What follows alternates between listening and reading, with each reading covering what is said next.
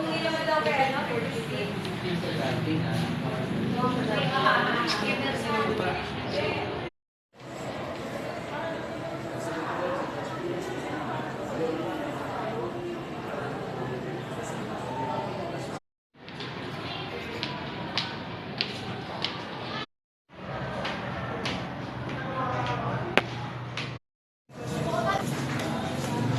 Kuya tayo.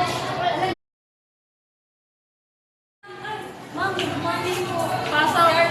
Pasok. Go inside. Inside. Wala ba kayo po rin? Pasok. Bakit ang dami ng pamangkin mo, Juan? Kasi na ito sa kapasay. Mama, kasi po. Kasi lang sa dami ah. Bakit po ako?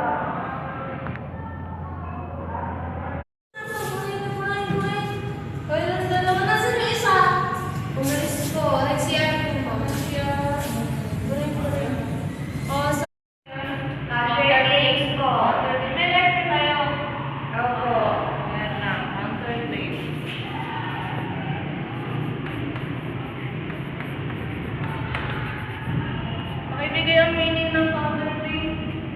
Meaning of counterfeit, Vargas? Oo.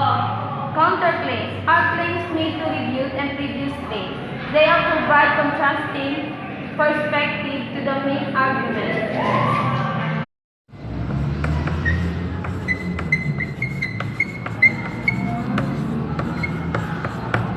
So, anong ibig sabihin niya? Meaning of counterclaim. Ma'am, can I speak Tagalog? No, English. For me, counterclaims is a made of previous claim that provide contrasting argument. So, yun lang po. What is the purpose of counterclaims? Counterclaims is by being able to locate and provide counterclaims to an argument to show a deep competence and familiarity with the writer's topic. So, what is the purpose of it? Pwede po bang Tagalog? No, English. Use our language.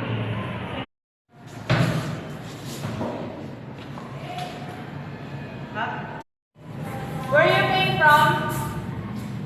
I'm taking an apple. Let's say late. Nakano po ako, makakulog po ako. I'm so Alam sorry. niyo ba lesson natin na yan? No, ma'am. O, sige po. We will do an activity. Do you have your crayon? No, ma'am. Nasaan yung mga crayon nyo? Hindi niyo po pinili. Lumabas kayo, magsihanap kayo, manghiram kayo. Ayan din. Yes, Hintayin ma'am. ko kayo ngayon. Ito na activity.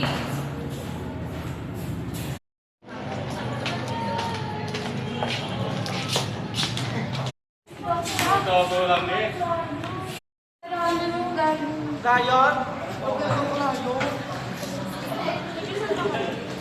Salamat. Sorry nyo na lang. Sabi nyo na lang. Okay. Sabi nyo na lang. Hiram na po sa